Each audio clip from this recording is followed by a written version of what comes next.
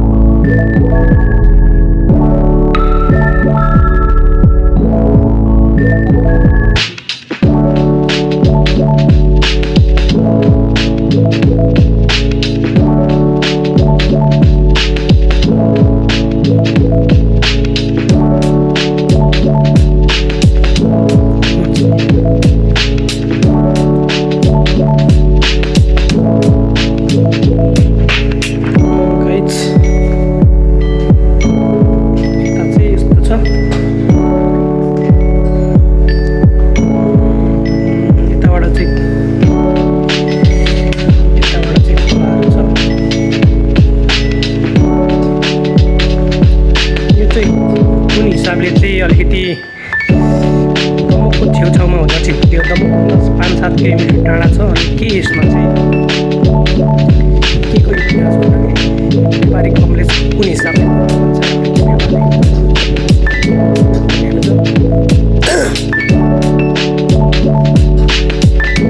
उत्तरतिर गयो हो,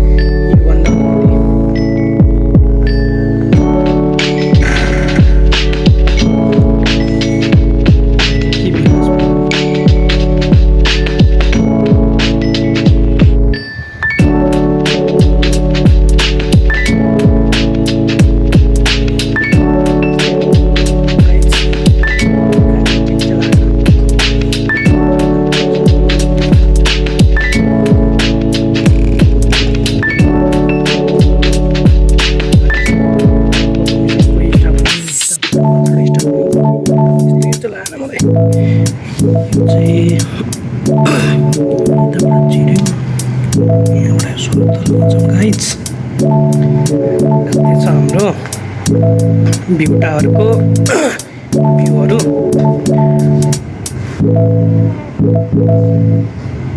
मन परेन मलाई। हामी चाहिँ गाइस मलाई चाहिँ खासमा भन्नुपर्दा चाहिँ भ्यू टावर चाहिँ मन चाहिँ परेन। कुनै पनि एङ्गलमा सही ठाउँमा सही चाहिँ पैसाले सदुपयोग गरेको जस्तो चाहिँ लागेन केपी भाले। किनभने यो अलिकति दमकभन्दा 5-7 किलोमिटर टाढा छ कि, त्यही भएर अलिकति चित्तबुद्धि चाहिँ छैन। गाइस हामी चाहिँ लगभग के भन्छ, हामी चाहिँ केपी भएको टावर चाहिँ घुमिसक्यौँ। मलाई चाहिँ हाम्रो केपी भएको टावर चाहिँ खासै मन चाहिँ परेन। यत्रो लगानी गरेर बरु एउटा दमकमा राम्रो हस्पिटल बनाइदिएको थियो भने कति राम्रो हुन्थ्यो क्या। लगभग नाट्यशाला के शाला जग्गाको भाउ बढाउनको लागि चाहिँ यो चाहिँ सब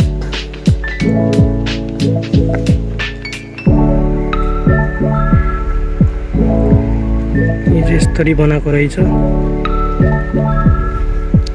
लगभग खोइ कति बिघा हुन्छ थाहा छैन। यो त्यस्तो छ। माथिबाट चाहिँ मैले हेरिसकेँ, पानी पनि ठुलो आयो। म चाहिँ घर लाग्दैछु।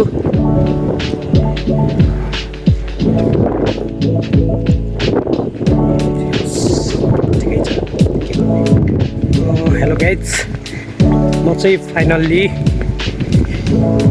केपीको टावर चाहिँ घुमिसकेँ।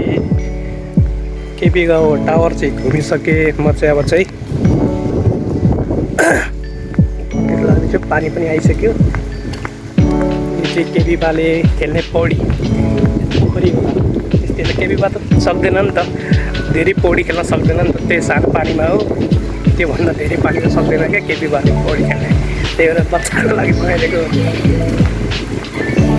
लगभग 4-5 बिघामा बनाएको छ।